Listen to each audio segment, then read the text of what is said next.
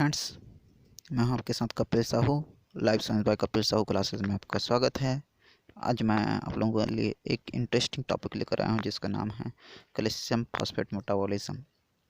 इसी से जुड़ता हुआ टॉपिक है calcium and phosphate homeostasis. Homeostasis एक तरह का मेंटेनेंस का प्रोसेस है, कैसे कंट्रोल किया जाता है। बेसिकली हार्मोनल कंट्रोल होता है। तो ये भी देखेंगे कि हार्मोनल कंट्रोल या फिर कंट्रोल ऑफ होमियोस्टेसिस। आगे बढ़ते हैं। Contents introduction, calcium and phosphorus distribution, sources, function, dietary requirements, absorption, excretion, factors affecting absorption, factor affecting calcium metabolism, diet, parathormone, calcitonin, clinical consideration, summary reference देखेंगे। सबसे पहले calcium के बारे में कुछ फैक्ट देख लेते हैं। तो ये एक तरह का एल्केलाइन यानी कि क्षार धातु मेटल होते हैं, अर्थ में पाए जाते हैं। इसका सिंबल अगर देखें तो Ca होता है। इसका एटॉमिक नंबर अगर देखें तो 20 होता है। ये ग्रुप सेकंड के तत्वों में बिलोंग करने वाले होते हैं। इसका एटॉमिक वेट अगर देखें तो 40 ग्राम प्रति मोल के हिसाब से होता है। सिंगल ऑक्सीडेशन स्टेट वाले ये तत्व होते हैं। प्रकृति में अगर देखें तो 5वां नंबर का सबसे ज़्यादा पाया जाने वाला ये तत्व होता है। लिविंग ऑर्गेनिज्म के बोन्स, टीथ इत्यादि फॉर्मेशन के लिए सबसे ज़्यादा ज़रूरी होता है। कैल्शियम की हिस्ट्री अगर देखें तो बेसिकली चूने के फार्म में और इसके अलावा अगर देखें तो प्लास्टर ऑफ पेरिस इत्यादि के फार्म में प्राचीन समय से ही चूने इत्यादि का यूज़ होते आया है। सर हम्फ्री डेवी ने 1808 में इस कैल्शियम के बारे में बताया था। कैल्शियम पाया कहाँ जाता है, ये अगर हम लोग देखें तो कैल्शियम बेसिकली पाया जाता है नेचर में भी और हमारे बॉडी में भी। तो नेचर में किस रूप में पाया जाता है, तो नेचर में एक तो कैल्शियम कार्बोनेट या जिसको लाइमस्टोन भी बोलते हैं, उस रूप में पाया जाता है। जिप्सम जिसको प्लास्टर ऑफ पेरिस जिससे बनता है, जिसका formula calcium sulphate dot 2H2O होता है, इस रूप में भी पाया जाता है। कैल्शियम फ्लोराइड यानी कि CaF2 इस रूप में भी पाया जाता है। तो ये तो नेचर में हो गया। हमारे बॉडी में किस रूप में पाया जाता है, तो मिनरल्स के रूप में बेसिकली पाया जाता है। जो हमारे बॉडी में अगर देखें तो अप्रॉक्सीमेट 1 kg कैल्शियम मिल जाएंगे। 0.1% in the extra cellular fluid. तो एक्स्ट्रा सेलुलर फ्लूइड यानी कि ECF में भी 0.1% मिलेंगे। 1% इन द सेल्स, तो सेल के अंदर भी 1% मिलेंगे। 99% जो कैल्शियम होंगे वो केवल बोन्स में ही मिलेंगे। डिस्ट्रीब्यूशन अगर देखें तो 99% बोन्स यानी कि स्केलेटन में पाए जाएंगे। मसल्स में 0.3% कैल्शियम मिलेंगे। अन्य टिश्यू में अगर देखें तो 0.7% तक मिलेंगे। 800 mg कैल्शियम जो है प्रतिदिन एब्जॉर्ब कर लिया जाता है हमारे बॉडी के द्वारा। कैल्शियम कहाँ कहाँ से मिलता है, तो सोर्सेस अगर देखें तो फूड सोर्सेस बेसिकली देखेंगे तो योगर्ट जो यानी कि जो मिल्की प्रोडक्ट है, जैसे दूध हो गया, दही हो गया, मक्खन हो गया इत्यादि में कैल्शियम अत्यधिक अमाउंट में पाया जाता है। साथ ही जो मांस के सोर्सेस जैसे चिकन हो गया, फिशेज हो गया इत्यादि में भी कैल्शियम पाया जाता है। इसके अलावा कुछ पीनट हो गया, कुछ फ्रूट्स जैसे ब्रोकली हो गया, कैबेज हो गया, टर्निप ग्रीन्स हो गए, तो ऐसे बहुत सारे जो बीन्स बेसिकली हैं इसमें भी पाए जाते हैं कैल्शियम। रिकमेंडेड कैल्शियम इंटेक, कितना कैल्शियम के अमाउंट इंटेक करना चाहिए, तो बर्थ जन्म से 6 मंथ तक का अगर शिशु है तो उसको 400 mg तक का कैल्शियम का रिक्वायरमेंट होता है। जबकि 6 मंथ से 1 साल तक का शिशु है तो उसको 600 mg कैल्शियम का रिक्वायर होता है। इसी प्रकार चिल्ड्रन जो बच्चे और जो एडल्ट है उसमें अलग अलग होता है। जैसे 1 से 10 जो साल के जो बच्चे हैं उसको 800 से 1200 mg तक का कैल्शियम रिक्वायर होता है। 11 से 24 साल के जो व्यक्ति हैं उसको 1200 से 1500 mg कैल्शियम की ज़रूरत होता है। एडल्ट वुमेन में अगर देखें तो प्रेग्नेंट एंड लैक्टेनिंग लेडी होंगे उसको 1200 से 1500 mg कैल्शियम की पर डे रिक्वायरमेंट होंगे। इसी प्रकार 25 से 49 साल के जो होंगे प्री मेनोपॉजल जो वुमेन होंगे उसको 1000 mg कैल्शियम की रिक्वायरमेंट होंगे। 50 से 64 साल की जो लेडी होंगे उसको 1000 mg की कैल्शियम की रिक्वायरमेंट होंगे।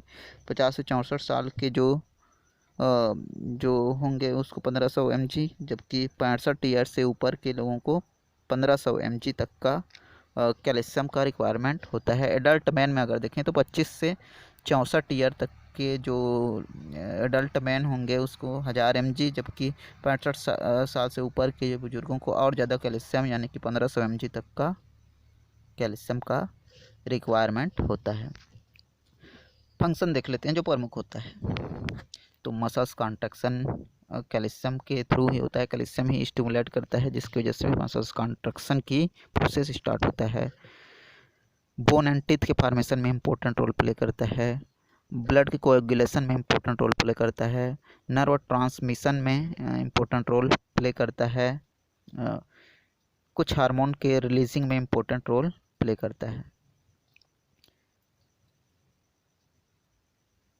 एक टर्म यूज होता है ऑस्टियोक्लास्ट, इसका मतलब होता है कि बोन्स टिश्यू में टूटने लगते हैं, बोन्स टिश्यू में टूटने लगते हैं, जिसको एक तरह का रिपेयर की प्रोसेस होता है बोन्स का, तो इस प्रोसेस को ही ऑस्टियोक्लास्ट कहा जाता है। एक और टर्म यूज होता है ऑस्टियोब्लास्ट।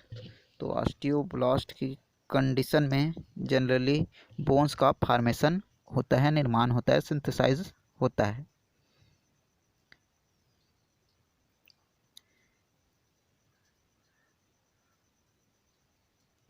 कैल्शियम इसका जो है बेसिकली 3 साइट्स होते हैं, इंटेस्टाइन में होता है, बोन्स में होता है, ब्लड में होता है।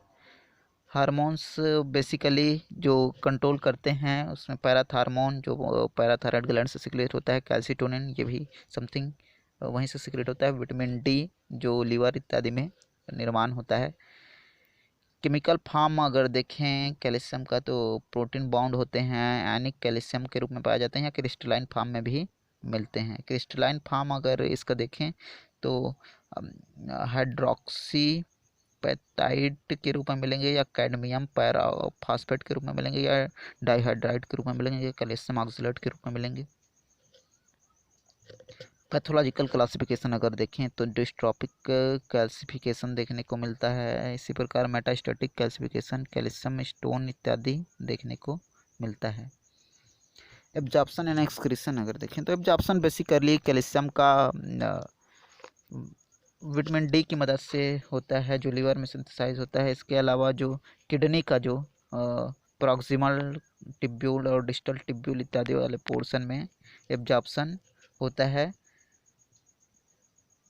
यूजुअली जो है हम लोग 1000 mg calcium per day intake करते हैं, उसमें से 35% एब्जॉर्ब कर लिए जाते हैं इंटेस्टाइन इत्यादि के द्वारा, बाकी जो है मल के रूप में जो है बाहर कर दिए जाते हैं। एब्जॉर्प्शन जो कैल्शियम का वो बढ़ाते हैं, बॉडी के ज़रूरत के हिसाब से कैल्शियम का एब्जॉर्प्शन बढ़ जाता है। विटामिन डी की पूर्ति सही से होने पर भी कैल्शियम का एब्जॉर्प्शन बढ़ जाता है। प्रोटीन सही से मिल रहा है शरीर को तो ऐसे कंडीशन में भी एब्जॉर्प्शन कैल्शियम का एब्जॉर्प्शन बढ़ जाता है। लैक्टोस जो एंजाइम है इसकी अधिकता की वजह से भी कैल्शियम का एब्जॉर्प्शन बढ़ जाता है। लैक्टोस बेसिकली दूध में पाया जाता है। एसिड मीडियम की अधिकता से भी कैल्शियम का एब्जॉर्प्शन बढ़ जाता है। एब्जॉर्प्शन कैल्शियम का कब कम हो जाता है तो विटामिन डी की कमी होने से कैल्शियम का एब्जॉर्प्शन कम हो जाता है। कैल्शियम फास्फोरस के इम्बैलेंस होने से भी एब्जॉर्प्शन कैल्शियम का कम हो जाता है। ऑक्सैलिक एसिड की वजह से भी कैल्शियम का एब्जॉर्प्शन कम हो जाता है। Phosphorus, dietary fibre, excessive fat, high alkalinity इत्यादि कंडीशन में भी एब्जॉर्प्शन कम हो जाता है।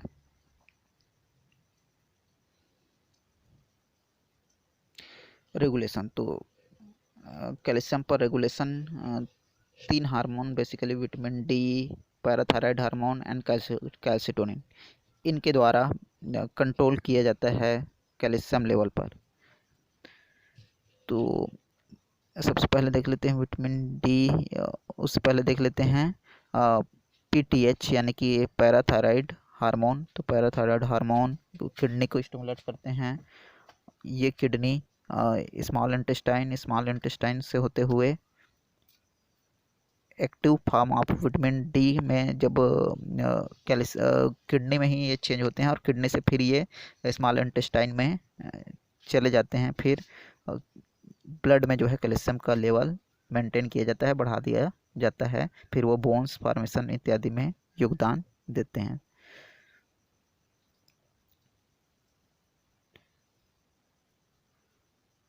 तो विटामिन डी को भी विभिन्न क्लासेस में बांटा जाता है, जिसमें विटामिन डी3 सबसे इम्पोर्टेंट होता है, जो लीवर से होते हुए किडनी से फिर होते हुए इंटेस्टाइन एपिथेलियम में पहुंचते हैं और वहीं पैराथायराइड हार्मोन भी पहुंचते हैं और कंट्रोल करके इंटेस्टाइनल एपिथेलियम में पहुंचकर इस विटामिन डी3 को कंट्रोल करके जो है कैल्शियम होमियोस्टेसिस में योगदान देते हैं।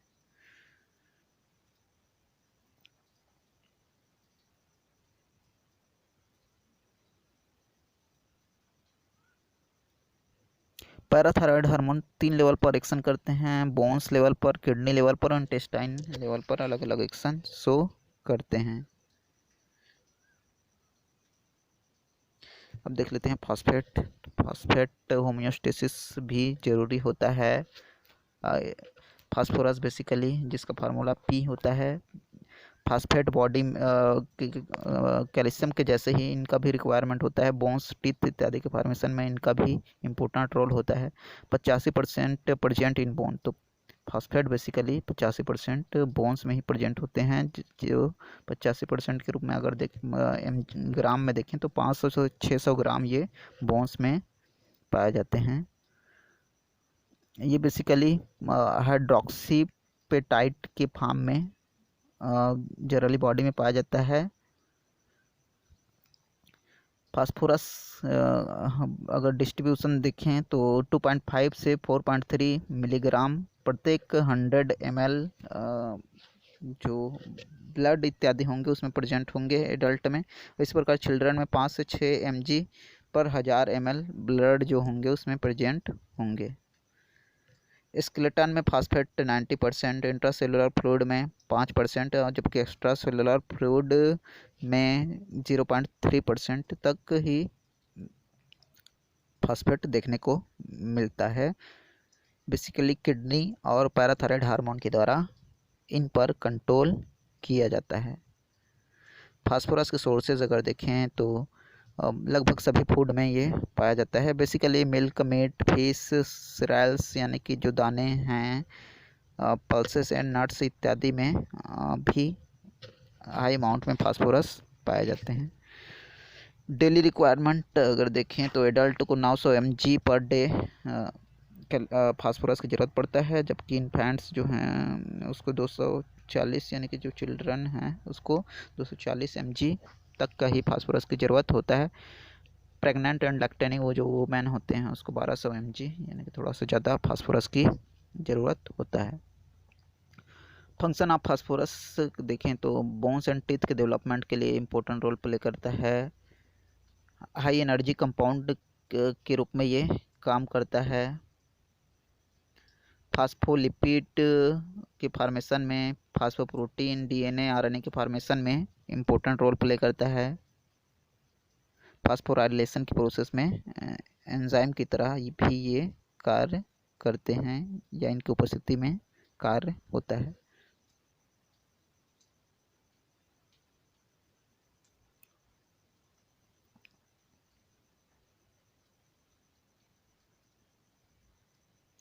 कैल्शियम की कमी या अधिकता से अलग अलग टाइप के डिसीज़ होते हैं, जिसमें हाइपर कैल्सीमिया, कैल्शियम का अधिकता अगर बॉडी में हो जाए।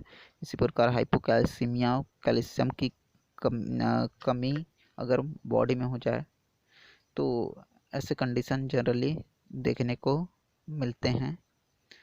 तो उपरोक्त अध्ययन से हमें पता चलता है कि कैल्शियम एक कैल्शियम एंड फास्फोरस हमारे बॉडी में पाया जाने वाला, खास करके बोन्स, टीथ इत्यादि में पाया जाने वाला, उसके फॉर्मेशन के लिए जिम्मेदार एक प्रमुख एलिमेंट होते हैं। बेसिकली ये प्रकृति में कैल्शियम ऑक्साइड, चूने, इसके अलावा जिप्सम इत्यादि के रूप में प्रकृति में पाए जाते हैं। Thank you.